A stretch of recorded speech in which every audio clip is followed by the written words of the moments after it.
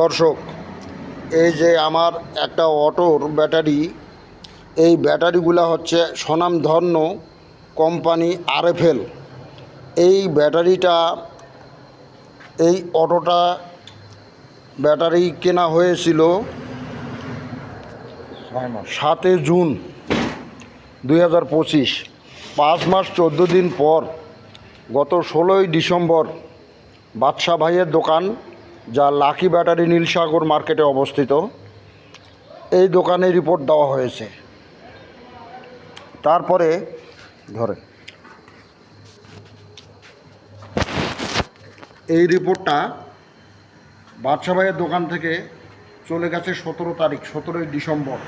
এই 17ই ডিসেম্বর থেকে আজ অবধি, অর্থাৎ আজকে হচ্ছে 26 সালের 1 জানুয়ারি, কোম্পানি এখন পর্যন্ত আমার এই অটোটি ফেলায় রাখছে। বাদ বাকি ব্যাটারিগুলা এই যে নষ্ট হয়ে যাচ্ছে ডিসচার্জ অবস্থায়, মানে আমার একসাথে 5টা ব্যাটারি বসে যাচ্ছে।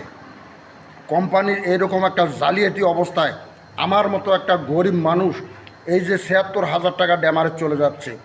আপনারাই বলেন, এরকম একটা জালিয়াত কোম্পানির ব্যাটারি আমি নিয়ে, আমি যে অসহায় মানুষটা এত টাকা লস দিচ্ছি, ভুলেও আপনারা কেউ আরএফএল কোম্পানির ব্যাটারি নেবেন না।